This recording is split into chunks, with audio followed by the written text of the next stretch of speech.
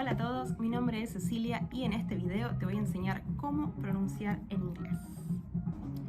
Si quieres saber más sobre mí, te invito a que veas mi video presentación, podés encontrar el enlace en la descripción y también podés ver mis dos proyectos personales que son Understanding Languages y Comprender Idiomas. Si te gusta cómo explico y estás decidido a llevar tu inglés o tu español al siguiente nivel, te invito a que te unas a mis clases en vivo, en línea o bien en Ámsterdam.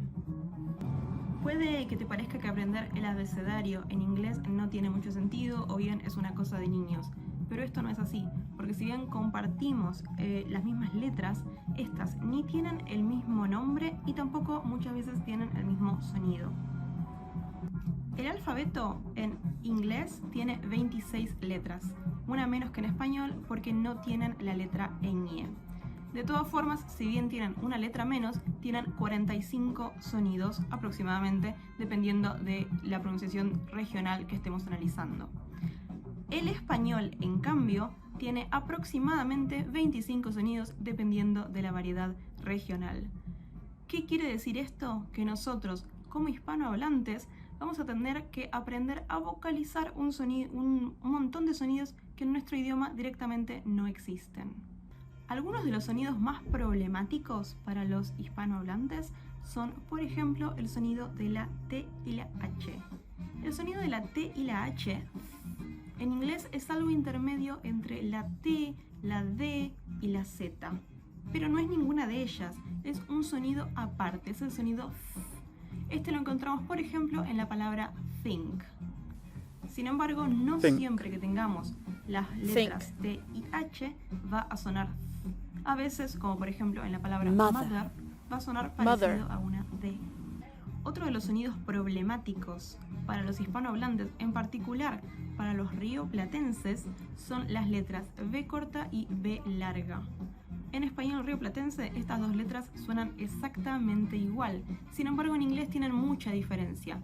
La B larga suena plosiva, es decir, que nuestra boca tiene que hacer una explosión cuando las pronunciamos, como por ejemplo la palabra bomba. Bomb. Sin embargo, la B corta es cercana a la F, o sea, son sonidos totalmente diferentes. Comparemos, por ejemplo, la palabra ferry con la palabra berry. Ferry, berry.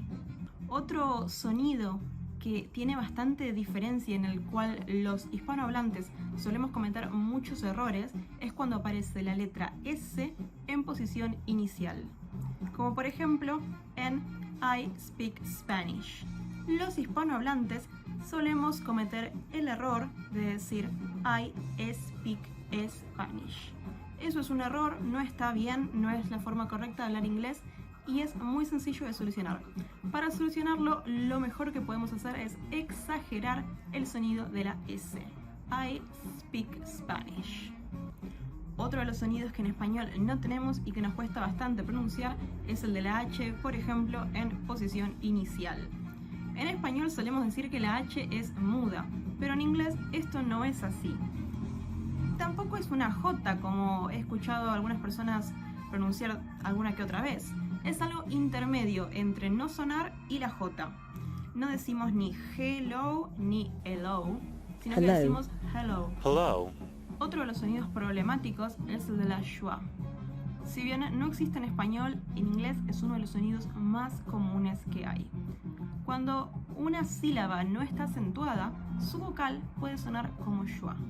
La schwa es un sonido muy vago para el que casi no tenemos que mover la boca, simplemente dejar pasar el aire. Y como había dicho antes, puede reemplazar a cualquier vocal. Able suena el diptongo, able, mientras que en ability suena schwa. Aprender a pronunciar bien en inglés, sobre todo al principio, puede ser bastante desafiante. Hay un montón de otros sonidos que no están en este video, como por ejemplo la diferencia entre la S y la Z, también los diptongos, las vocales. Hay muchas cosas que son bastante diferentes cuando pronunciamos en inglés. Por ejemplo, escuchen cómo suena Pacific Ocean. Todas las Cs suenan diferente. La primera suena como S, la segunda suena como K y la última suena como SH. Pacific Ocean. Pacific Ocean. Si bien hay un montón de reglas que yo te puedo enseñar en estos videos y también en mis clases en vivo, tanto en línea como en Ámsterdam, además hay un montón de excepciones. Y la mejor, en realidad la única forma de aprender todas estas excepciones es estando en contacto con el idioma inglés y acostumbrarse. Acostumbrarse a cómo suenan estas palabras cuando están solas y también cuando están en combinación en una oración. Un ejercicio que a mí me encanta utilizar con mis alumnos para aprender a pronunciar es el de escuchar música, leer la letra y después también animarse a cantar las canciones. Si quieres recibir un cuadernillo totalmente gratis en el que aparece la explicación de todo lo que dije en este video y en otros videos también, vocabulario y ejercicios, ponete en contacto conmigo. Este cuadernillo es totalmente gratis. Muchas gracias por haber mirado este video. Te invito a que le des like y que lo compartas con tus amigos, familiares y con cualquier otra persona a la que pueda llegar a gustarle. Muchas gracias.